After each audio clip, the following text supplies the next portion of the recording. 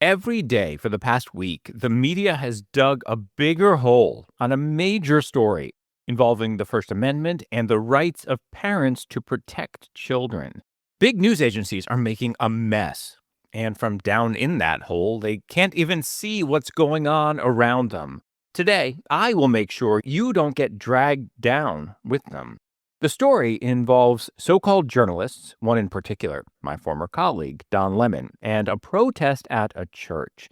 The media isn't just getting basic facts wrong. It's also missing the big picture. To help us see it, I'm going to jump back in time to a big event in the United States 50 years ago that made news all over the world. It became a seminal moment, sending a message about the Constitution, freedom, how laws work, and core American values. Values that we're now in danger of losing, partly because of Trump's movement against those freedoms, but also because of what the media is doing. And speaking of values, another story that might have escaped notice but is so important. We need to dig into this today. Big media is saying that the guy formerly known as Kanye West is now apologizing for his antisemitism and other forms of bigotry. Here's how big this story is.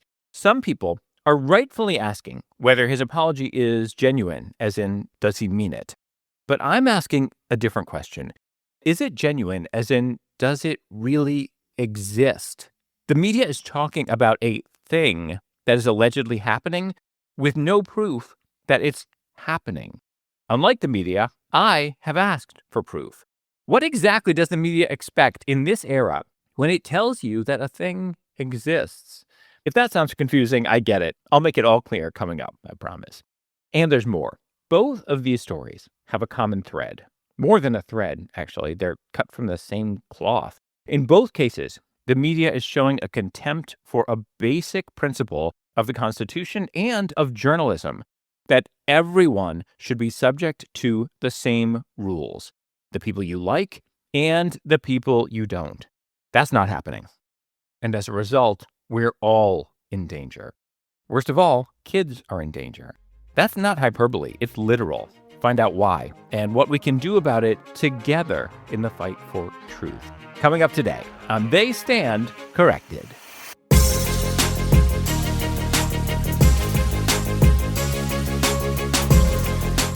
Hello and welcome. So great to have you all. How is everybody? I hope things are going well for you. My name is Josh Levs, and this is my podcast, They Stand Corrected, which fact-checks the news. You can learn about me at my website, joshlevs.com, JOSHLEVS.com. You'll learn about my years in NPR and CNN, where I was lead on-air fact-checker, and why it's so important to be fact-checking the news, especially in this era when lies fly around the world faster than ever. At the top, I always try to thank some of the people who have joined most recently. Today, a shout out to some people who have joined from The Contrarian. I wrote another piece for them the other day, and lots of people came over to They Stand Corrected and joined the podcast and the newsletter. Speaking of the newsletter, be sure to get it. It's free. It's packed with links that go along with each episode. There's also this really cool thing you can do where you highlight text and it automatically creates social media content for you. More about that later on. And there are a bunch of important ways to support this show. This show only exists because some people support the show, and I thank you and honor you by giving you additional content in the newsletter. In fact, I've been getting a lot of responses to my piece the other day, showing what CBS did and did not change in the 60 Minutes report that became all the rage. I see a comment here from a reader on the newsletter who said, "How are you the only one covering this?" Yeah, I'm used to that. That does happen a lot. But anyway, let's jump into this. So right now it's kind of mayhem in here. That is sound from something I told you about a couple weeks ago. A bunch of protesters went into a Minneapolis-St. Paul church during a service. Don Lemon, formerly of CNN, went with them broadcasting live. He knew it was going to happen. While there, he insisted that he was just a journalist, but he also kept praising the participants. I explained that a federal law called the FACE Act establishes that it's illegal to use obstruction to attempt to intimidate or interfere with people exercising their First Amendment right of religious freedom at a place of worship. Based on what we can see in this church, there is strong reason to believe that that did happen. The participants say they were protesting the fact that an assistant pastor at the church works for ICE. The FBI affidavit quotes parishioners describing what it was like for them. You can see the full affidavit in my newsletter.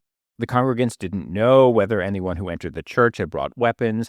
Descriptions include, "Our children were weeping. We felt terrorized. Agitators screaming in kids' faces while they were crying. Someone yelling at kids, 'Do you know your parents are Nazis? They're going to burn in hell.'" If that happened, what is wrong with people? As some congregants were escaping, a woman broke her arm.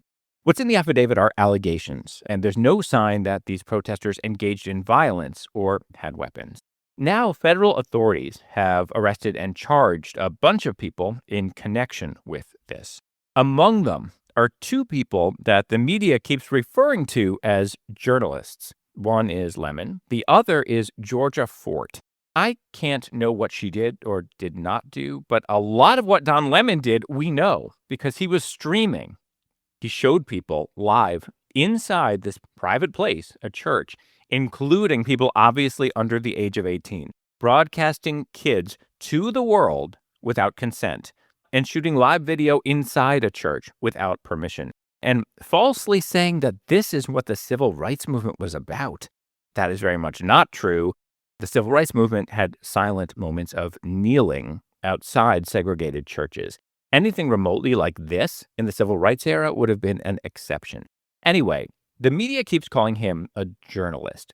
They're not acknowledging some of what's in his video, like this, in advance of the protest. And so that's what we're doing here. And then after we do this operation, you'll see it live. When he was all excited about it, it was we. There are legal questions. Those kinds of questions could be fought in court. But media rushed to put out all these statements supporting him and insisting that he was only there as a journalist. Even if he was, that would not automatically allow him to broadcast live from inside a private place and show kids. Meanwhile, the media is not telling you what courts have already said in this case. Here's something a listener sent me. This was an exchange on CNN between host Dana Bash and U.S. Deputy Attorney General Todd Blanche. A conservative federal judge, somebody who clerked for Antonin Scalia, already had rejected those warrants and wrote that there is no evidence that those two engaged in any criminal behavior or conspired to do so. Then an appeals court held up that decision. Why did you then bring this case to a grand jury after it already had been rejected by multiple judges? So first of all, that appeals court, you're not right. A judge on the appeals court said that there was clearly probable cause. There was absolutely probable cause that a crime had been committed. Okay, so it's true By that they journalists? rejected the mandamus petition. Yes, by Mr. Lemon and others. It's public. In this case, the Assistant Attorney General got the facts right, and CNN did not. The Trump administration lies so much and gets so much wrong, but so does the media. This judge in the U.S. Court of Appeals wrote, quote, "The complaint and affidavit clearly establish probable cause." This decision is a total of 2 paragraphs. Somehow CNN's crack team of researchers just couldn't read it or whatever. And these are like normal length paragraphs. This isn't a case in which you would need to dig through a document, although when necessary, news agencies should do that too. But it's right here under judgment. This judge saying, yes, there was probable cause. What actually happened in this case is slightly complex, I guess, but it only took me like 3 minutes to figure it out. Basically, a lower court judge at first rejected charges against some of the people, including Lemon. Prosecutors can appeal that decision. There's a process for that. They chose to do something more unusual and go for an expedited decision, an emergency decision.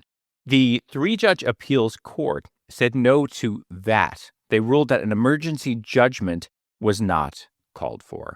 One of the judges took the time to write a paragraph specifically saying that as he sees it, there is probable cause. And I'll tell you, the prosecutors point out that a grand jury decides whether to indict, and in this case, a grand jury did. Here's where we are. What laws were broken or not broken? And if there are freedoms that protect certain actions in this case, those can be worked out in the courts. We'll see if it even goes that far. It's possible the charges will be dropped. Meanwhile, Trump pardoned January 6th rioters, even violent insurrectionists. The news should remind you of that. And Trump has used prosecutions to go after political enemies. In any interview with a Trump administration official, challenge them on this. How can this administration claim moral authority in the public square in going after these folks, given what Trump has done? Still, pardons happen, and they don't erase our laws.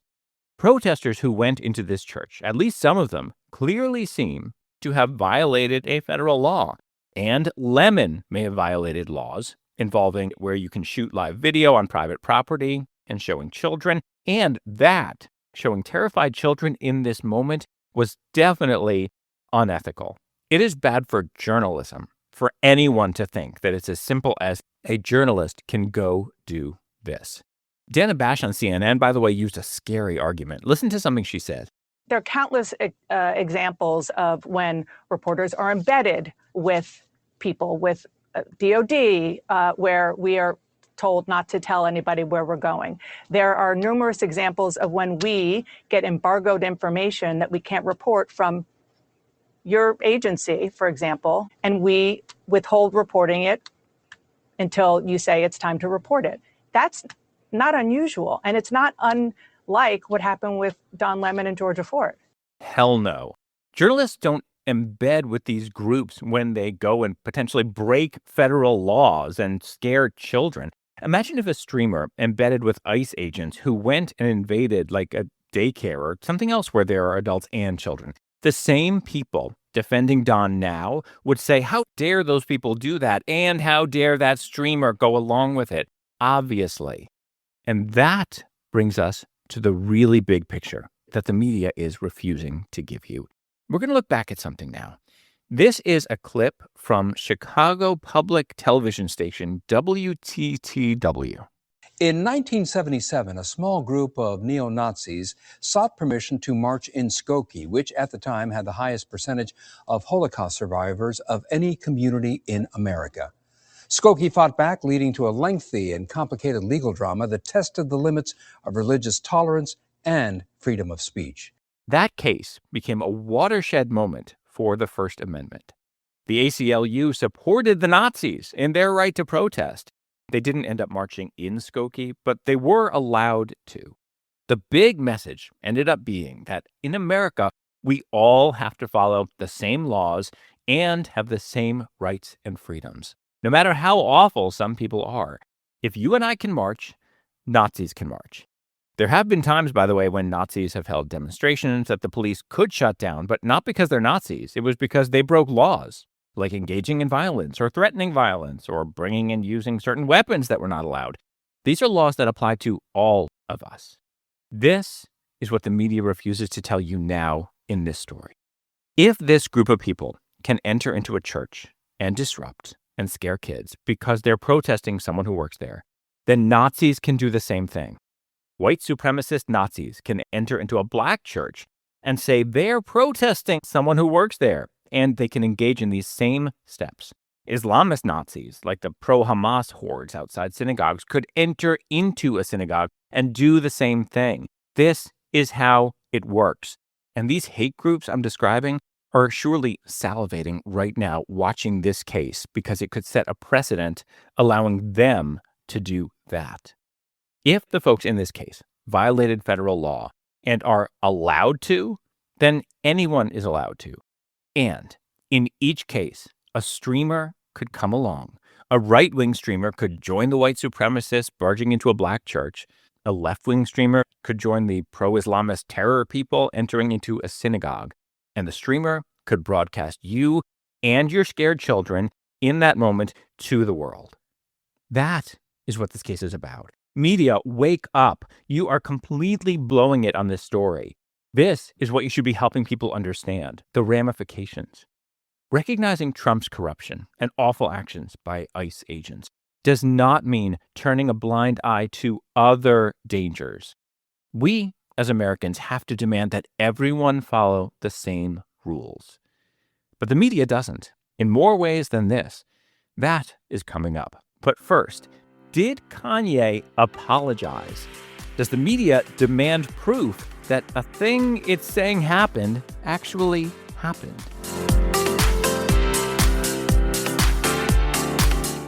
The New York Times published 2 op-eds from a quote-unquote doctor in Gaza, making all kinds of claims. New reports point out that that doctor was also a colonel in the terror group Hamas.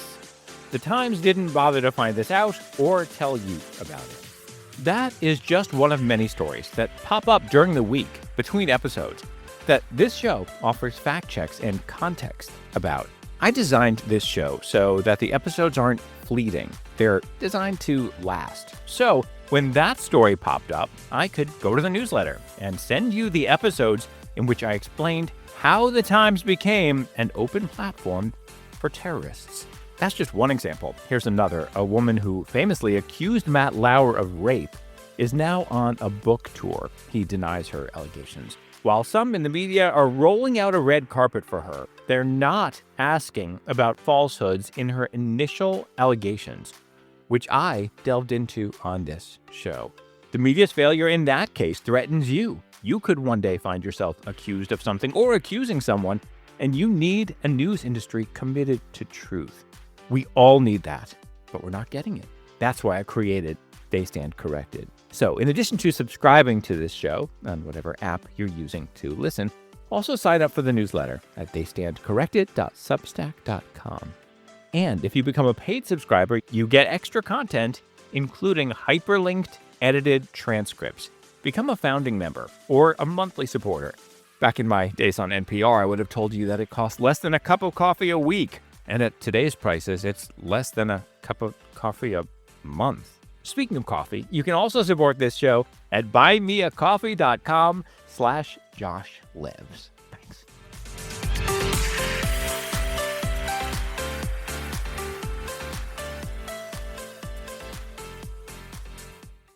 For many years, Kanye West has been one of the loudest, most detestable anti-Semites in public life.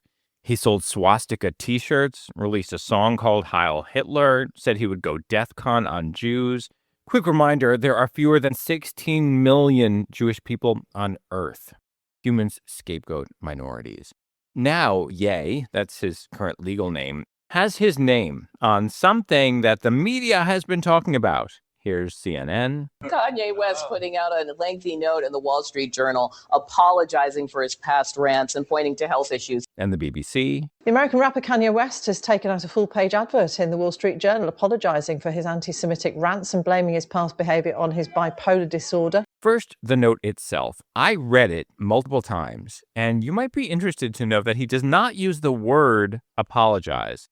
At one point, he says he's sorry to the Black community.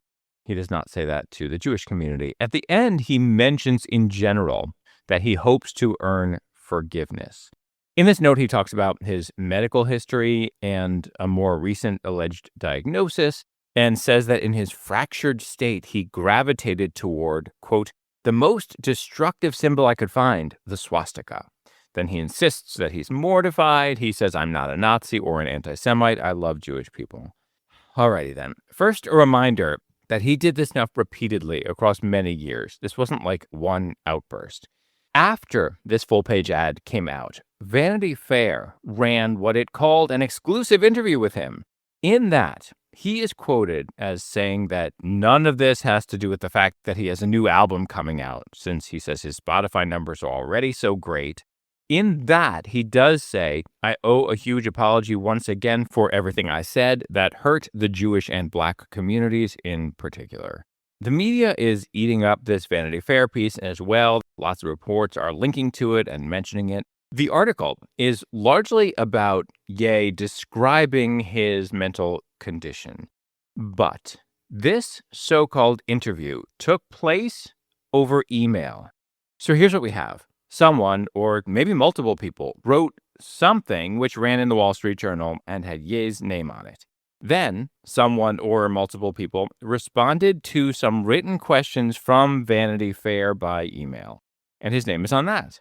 I asked Vanity Fair what guarantees they got that he was even the one answering. How do they know this wasn't entirely from his PR people, lawyers, agents, his entourage, whatever? You'll be shocked to know that I have not gotten an answer. But that problem just scratches the surface. This runs much deeper.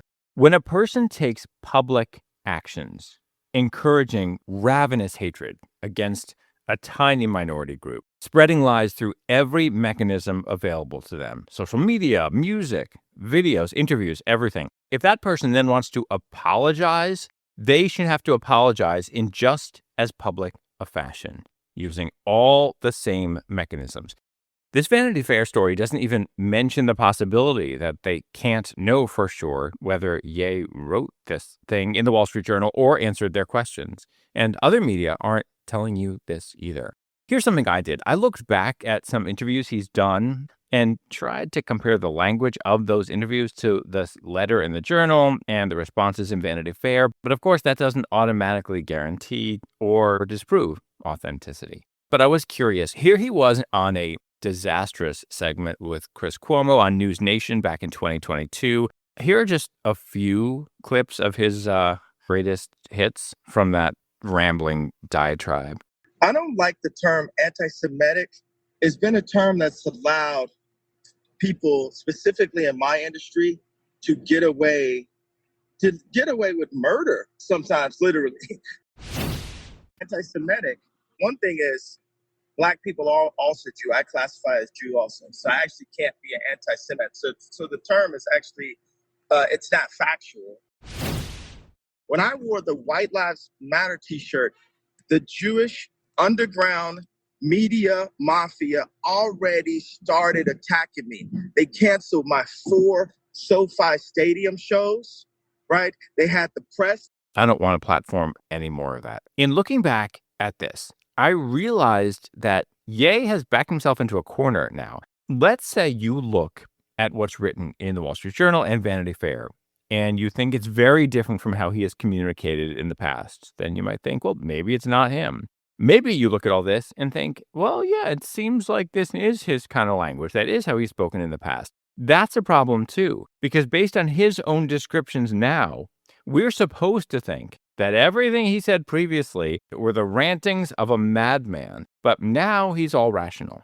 Anything is possible. Maybe he has had some massive transformation, but we have no way of knowing that because all we have so far are words written by who knows. Meanwhile, the results, the ripple effects of Ye's years of anti-Semitism, of Ye's horrible actions, are widespread and very much still with us.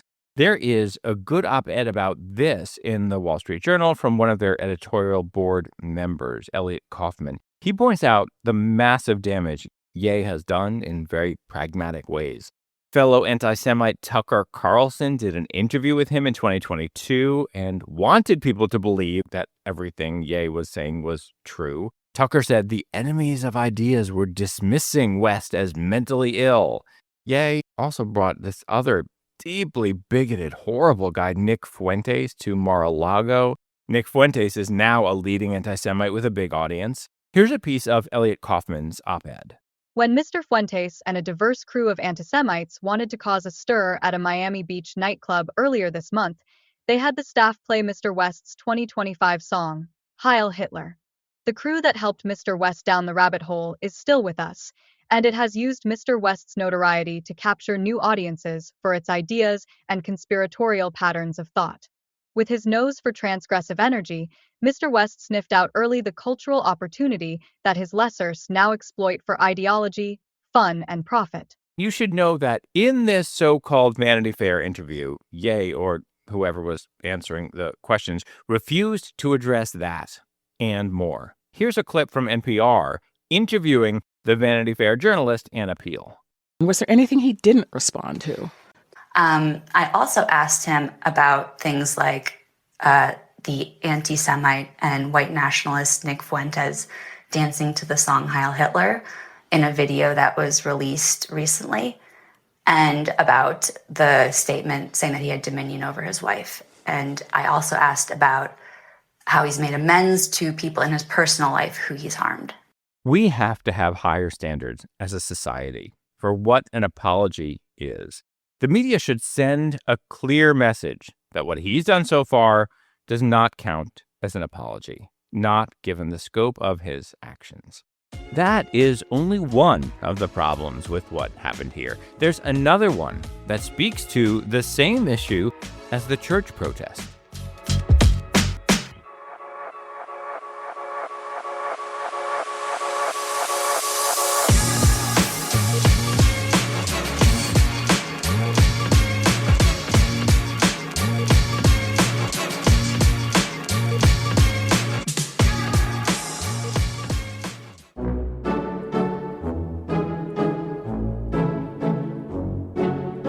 There is a three-step dance the media uses to spread lies. In the newsletter, I break down what those 3 steps are so you can recognize what's happening every time you see it. It's a performance that swings public opinion and radicalizes people. That is just one of the many things you'll learn in the newsletter. It's designed to complement this show, giving you facts, sources, videos, photos, and more. Unlike the media, I don't expect you to take my word for anything. The newsletter is also where people send in their ideas and requests for topics to cover on this show. And there's another feature. Sometimes you probably hear someone say something that you know is false because you heard about it here, and you want to find where that was so you can send them a link. Well, here's how it works. When you go to the main page of the newsletter, you can type in any topic or the name of a news agency, just about anything, and it will show you where I have addressed that topic. It will bring you to the facts, which you can then share. I also have email addresses for major news sites and instructions for you to send messages to the leaders so you can let them know what they're doing wrong. The newsletter is free, but this show relies on your support, and the best way to support the show is to become a paid subscriber to the newsletter. When you do that, I reward you with exclusive content, I read messages from you on the show, and I help you save lots of money by accessing major news sites for free legally. To find the newsletter, check out the show notes or my website, joshlebs.com. You'll see a direct link. The newsletter is on a platform called Substack. If you're already on Substack, just look me up by name or by the title. They stand corrected. Thank you.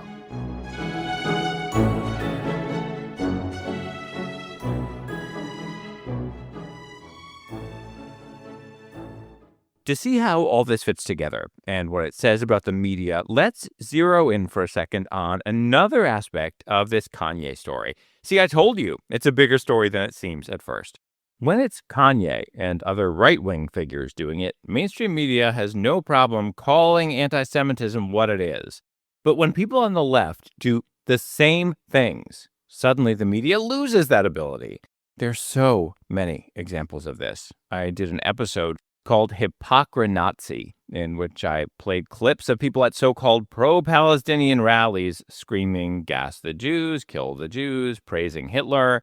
There were chants at soccer games by people waving Palestinian flags, praising Hitler. The media won't tell you that and will just refer to this as pro-Palestinian stuff. They refuse to call it anti-Semitism. Leading so-called pro-Palestinian groups make the same kinds of comments that Ye did about secret Jewish power controlling everything, and the media just calls them pro-Palestinian. This is constant. Here's another example. You know the Houthis, this big terrorist group in Yemen? Well, in the media's telling, they support Gaza, or quote-unquote Palestine. In reality, the Houthis' slogan includes these 3 words: curse the Jews. It's on their flag. Houthis and their supporters are anti-Semites by definition, but the media doesn't mention that. Here's the BBC. On Friday, thousands of protesters who are mostly Houthi supporters joined a weekly pro-Palestinian rally in the center of the Yemen capital, Sana'a, in a show of continued support for Gaza. Yes, the Houthis are oh so supportive of Gaza. No. They see an anti-Semitic cause and they rush to support it, no matter what it is. Not only does the media not tell you this stuff, it gets even worse. I've told you how big media put on so-called citizen journalists without telling you that they support Hitler, that they post about loving Hitler. But how about this? The New York Times rehired a so-called journalist in Gaza who praised Hitler. Actually, more than one journalist. They hire these folks knowing that information. At one point, the New York Times even had a statement saying, well, we told them what our rules are about social media. They specifically knew this and hired them anyway. So, according to big media, when Kanye does it, it's anti-Semitic. When radicals on the left do it, suddenly, it's not.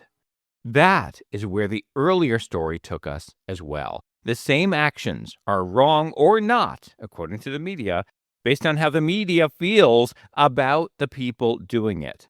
I mentioned the January 6th riot. There were folks that day who said they were just there as independent journalists covering it and who did not take part in any violence.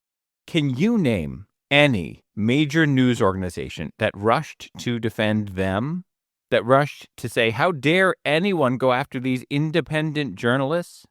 I asked a couple of AI tools to piece through tons of reports and statements from big news organizations and journalism associations. Both tools found a massive difference. In this case, they are rushing to defend Don Lemon as just a journalist. In the January 6th case, with people who were taking video and saying they were there to cover it and cheering on participants in the crowd, not cheering on violence, but cheering on this crowd. Big media there said that those folks did not deserve defense. Some tried to argue that since they didn't have credentials, they shouldn't be defended. That was just these organizations looking for an excuse. And Don didn't have credentials either. He's an independent journalist. Some people will hear me saying this and get angry. They'll be like, the church protests and January 6th are so different. Yes, that's the point. And if we're going to have a democracy, then laws must apply equally to everyone. And the media must provide us with the whole truth, no matter where it leads. Facts plus context. Now that the media has rushed to support the self-declared independent journalists in this case, the media cannot complain if a right-wing or left-wing streamer does what I described earlier. By the way, imagine if a right-wing streamer had rushed into City's church in St. Paul where this mayhem was taking place, and instead of cheering on the protesters, said how awful the protesters were, and took video similarly live. Do you think these same big news organizations would be supporting that streamer? Of course not. The media is doing what it complains about Trump doing, making decisions about its stances. And in the media's case, its coverage based on who it likes. So, how do we solve this? Well, when it comes to politics, we vote. We demand a government that applies laws equally to everyone. When it comes to a legal case, we expect and demand that a jury do the same thing, apply the law. Trump's January 6th pardons were awful, and we can judge him for that. We can and should judge all presidents' pardons, of course. But it doesn't entitle anyone else to break any laws. It doesn't work that way. And when it comes to the media, we send the message that this madness has to stop. The media's role is to provide truth always, not to hide facts, skew coverage, and take hypocritical stances. The mainstream media has recast itself as a force against Trump. What it should be is a crucial pillar of democracy. As always, I want to hear what you think. Let me know your thoughts on all of this. There are two great ways to reach me. The best is through the newsletter, and the second is through a form at my website. I have email addresses of major news organizations and instructions on how to send them a message and copy me in. And I explain why doing so has more impact. You can find a link to that in the show notes or at the newsletter. As always, thank you so much for listening. I will see you next week.